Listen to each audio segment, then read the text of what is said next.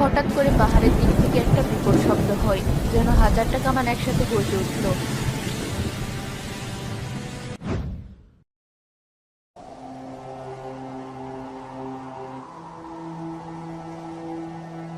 কামাল ভাই, দেখলে আকাশের অবস্থা? ভর দুপুরে কেমন সন্ধ্যা নেমে এলো। দেখলাম তো, এমন মেঘ আমার বাপের জন্যও দেখিনি। কালো না, যেন কেমন ছাই রঙের। এই মেঘ ভালো না, পাহাড়ের উপরের মেঘ। আমার দাদা বলতেন, পাহাড় যখন কালো চাদর গায়ে দেয় তখন গ্রামের জন্য বিপদ ঘনিয়ে আসে। আরে চাচা, আপনি তো সবসময় পুরনো কথা নিয়ে পড়ে থাকেন। মেঘ হয়েছে বৃষ্টি হবে, এর বেশি আর কি। না রে মজিদ, চাচার কথাটা ফেললা না। বাতাসের গতিটাও কেমন অদ্ভুত। গরম ভাপ আসছে, গাছের পাতাগুলো কেমন যেন ভয়ে কাঁপছে। আমার মুরগিগুলো সব খাঁচায় ঢুকে পড়েছে। পশু পাখিরা আগে থেকে টের পায় কিছু একটা গোলমাল আছে। তখনই চায়ের দোকানের পাশ দিয়ে যাওয়ার সময় হাসিনা বানু তাদের কথা শুনে থেমে যায়। তোরা সব এখানে বসে গল্প করছিস? ঘরের চালের উপর কিছু ভারী জিনিস তুলে দে, যে বাতাস হচ্ছে চাল উড়ে যেতে পারে। হাসিনা ফুফু ঠিকই বলেছেন, আমি বাড়ি যাই। আমিনা আর ফাতিমা একা আছে। তুই যাবি জামাল?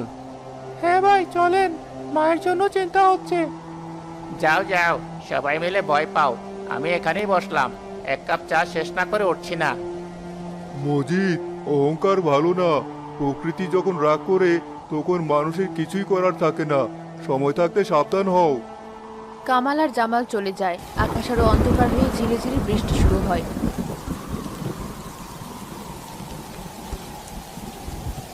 আমিনা, ভেতরে এসো, আর বাইরে থাকতে হবে না।